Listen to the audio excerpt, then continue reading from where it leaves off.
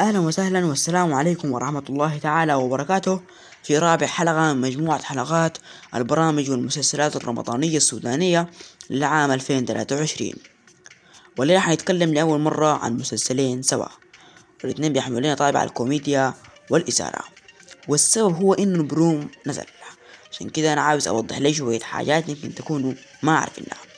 وزي ما تعودنا في بداية كل حلقة نصلي على الحبيب المصطفى عليه أفضل الصلاة والسلام.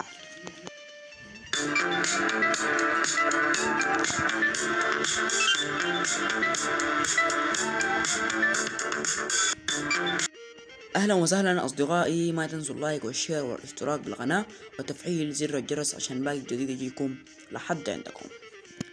أول حاجة نبدأ بمسلسل لبابكر فيصل واللي هو بيحمل لنا اسم قشر موسى، إخراج خالد بابكر وحوار أبو بكر فيصل وإنتاج محمد عبد الباقي. وأنا يا جماعة أنبه لحاجة، دايما الناس بتتجاهل الكوكب الواقفة ورا الكاميرا.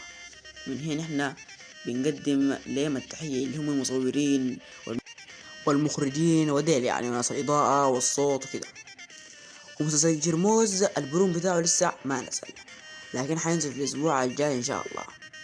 وخلينا يا جماعة خلونا نطلع لنا على حب الصور ونرجع لكم.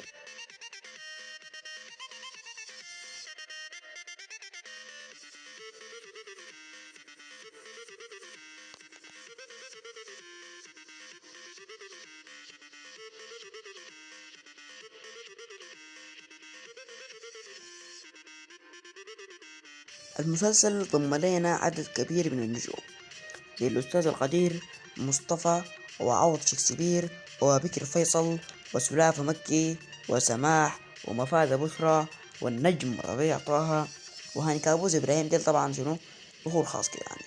وعندنا الأستاذ كرم مصطفى وإخلاص وغزل وحسن كسلة ومحمد عيسى والكثير الكثير من النجوم ما شاء الله ممتازين يعني. أما عن قناة العرض فحيعرض على النيل الأزرق الساعة 3 عصرا، وحيعرض على الشروق الساعة 9 مساء. وأنا يا جماعة أنبهكم لحاجة، اللي هو مش تتأكدوا من إن القنوات دي قاعدة المرة الثانية يا جماعة، خاصة النيل الأزرق. وإن شاء الله المسلسل حيعجب الناس لأنه ديل نجوم خبرة يعني شنو في التمثيل الكوميدي خاصة يعني. طبعا إنه في واحدين غابوا فترة من التمثيل زي الأستاذ مصطفى وكرم وكثيرين يعني.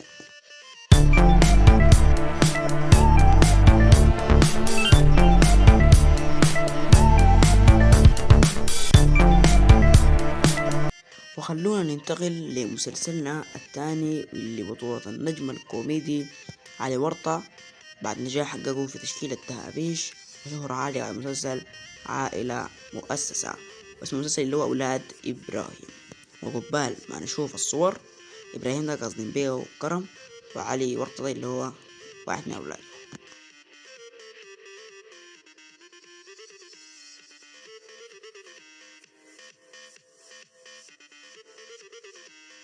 طبعا حيعرض يوميا على قناة البلد في رمضان القادم إن شاء الله. وحشاركنا في التمثيل كل مجموعة حق التهابيش تقريبا وفضيلة كمان. ولحظنا عن فضيلة ذات ذكرتوني حاجة، لأنه في ناس سألت هل في جزء تاني لثلاثة في حبيب.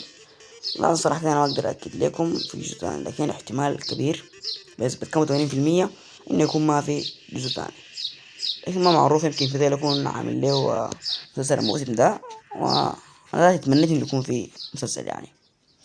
ولحد هنا حلقتنا توصل لآخرها، ويا رب بلغنا رمضان لا فاقدين ولا مفقودين، وجميع أمة المسلمين وإياكم أجمعين.